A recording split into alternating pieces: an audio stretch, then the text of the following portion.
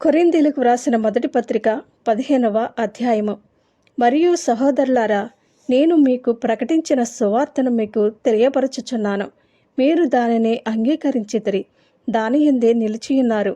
మీ విశ్వాసము వ్యర్థమైతేనే కాని నేను ఏ ఉపదేశ రూపముగా సువార్త మీకు ప్రకటించితనో ఆ ఉపదేశమును మీరు గట్టిగా పట్టుకుని ఉన్న ఎడల ఆ సువార్త వల్లనే మీరు రక్షణ పొందువారై యుందురు. నాకియ్యబడిన ఉపదేశమును మొదట మీకు అప్పగించితిని. అదేమనగా, లేఖనముల ప్రకారము క్రీస్తు మన పాపముల నిమిత్తము మృతి పొందెను, సమాధి చేయబడెను, లేఖనముల ప్రకారము 3వ దినమున లేపబడెను. ఆయన కేఫాకును తరువాత 12 కనబడెను. అటుపిమ్మట 500కు ఎక్కువైన సహోదరులకు ఒక్క సమయమందే కనబడెను. వీరిలో అనేకులు ఇప్పటి వరకు నిలిచియున్నారు, కొందరు నిద్రించిరి. తరువాత ఆయన యాకోబుకును అటు తరువాత అపోస్తలులకందరికీ కనబడెను. అందరికీ కడపట అకాలమందు పుట్టినట్టున నాకును కనబడెను. ఏలయనగా నేను అపోస్తలులందరిలో తక్కువ వాడను. దేవుని సంఘమును హింసించినందున అపోస్తలుడనబడుటకు యోగ్యుడను కాను. అయినను నేనేమయ్యున్నానో అది దేవుని కృప వల్లనే అయ్యున్నాను. మరియు నాకు అనుగ్రహింపబడిన ఆయన కృప నిష్ఫలము కాలేదు కానీ వారందరికంటే నేనెక్కువగా ప్రయాసపడితిని. ప్రయాసపడినది నేను కాను, నాకు తోడయ్యున్న దేవుని కృపయే.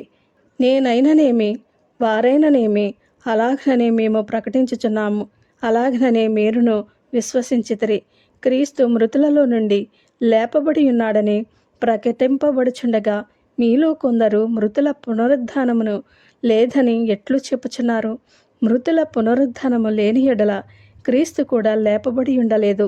మరియు క్రీస్తు లేపబడి ఉండని ఎడల మేము చేయు ప్రకటన వ్యర్థమే, మీ విశ్వాసమును వ్యర్థమే. దేవుడు క్రీస్తును లేపినని ఆయనను గూర్చి మేము సాక్ష్యము చెప్పియున్నాము కదా. మృతులు లేపబడని ఎడల దేవుడు ఆయనను లేపలేదు కనుక మేమును దేవుని విషయమై అబద్ధపు సాక్షులముగా అగపడుచున్నాము.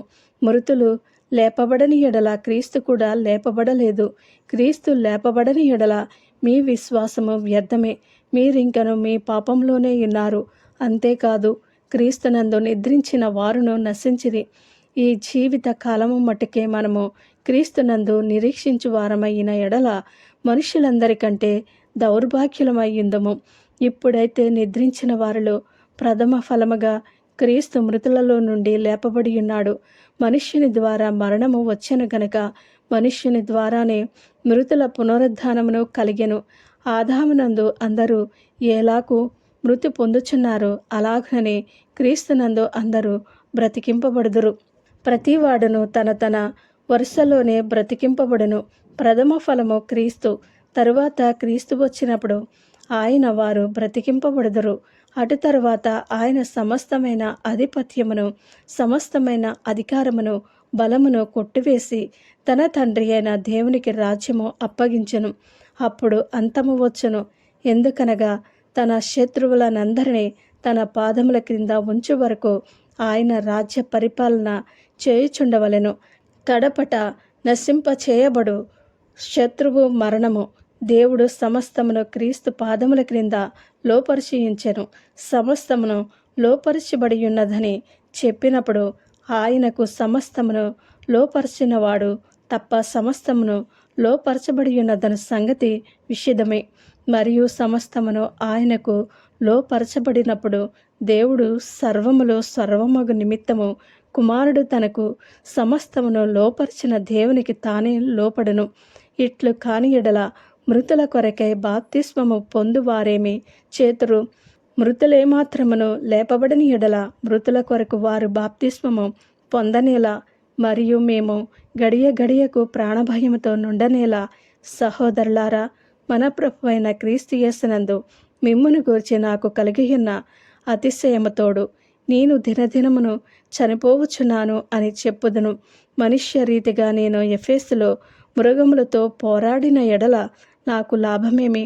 మృతులు లేపబడని ఎడల రేపు చనిపోదుము గనక తిందము, త్రాగుదము, మోసపోకటి, దుష్ట సాంగత్యము మంచి నడవడిని చెరుపును. నీతి ప్రవర్తన గలవారే మేల్కొని పాపము చేయకుడి. దేవుని గూర్చిన జ్ఞానము కొందరికి లేదు. మీకు సిగ్గు కలుగటకై ఇట్లు చెప్పుచున్నాను.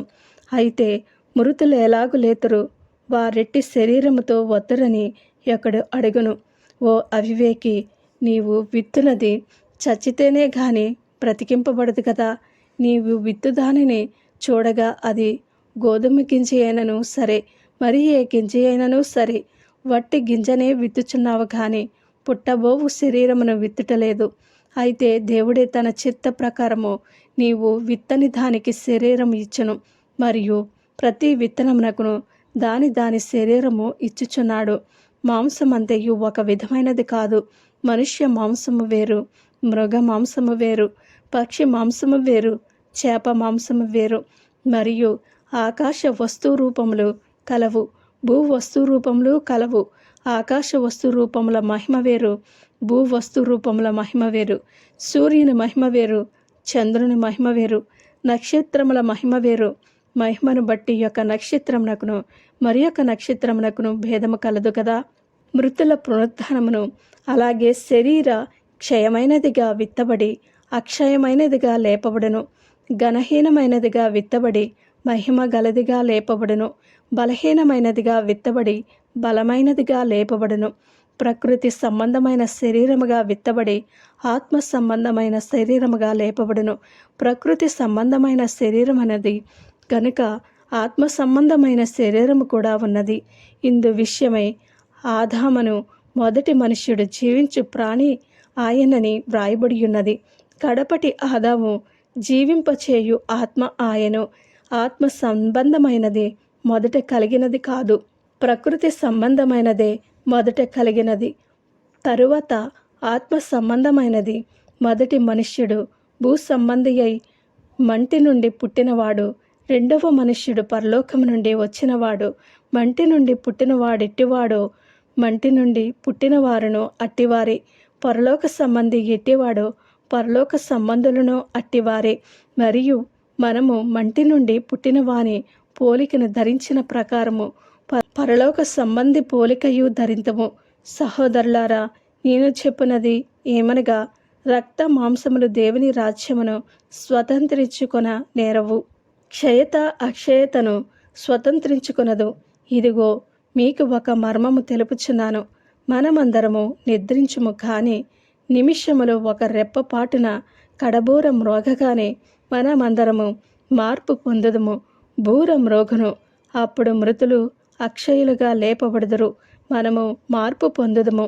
క్షయమైన ఈ శరీరము అక్షయతను ధరించుకొనవలసి ఉన్నది, మర్త్యమైన ఈ శరీరము అమర్త్యతను ధరించుకొనవలసి ఉన్నది. ఈ క్షయమనేది అక్షయతను ధరించుకునినప్పుడు, ఈ మర్త్యమైనది అమర్త్యతను ధరించుకునినప్పుడు విజయమందు మరణము మృంగివేయబడెను అని వ్రాయబడిన వాక్యము నెరవేరును. ఓ మరణమా, నీ విజయమెక్కడా? ఓ మరణమా, నీ ముళ్ళెక్కడా? మరణపు ముళ్ళు పాపము, పాపమునకున్న బలము ధర్మశాస్త్రమే. అయినను మన ప్రభు అయిన యేసుక్రీస్తు మూలముగా మనకు జయము అనుగ్రహించుచున్న దేవునికి స్తోత్రము కలుగును కాగా నా ప్రియ సహోదరులారా, మీ ప్రయాసము ప్రభువునందు వ్యర్థము కాదని ఎరిగి స్థిరులను కదలని వారును ప్రభువు కార్యాభివృద్ధి యందు ఎప్పటికీ ఆసక్తులనై ఉండుడి. ఆమెన్.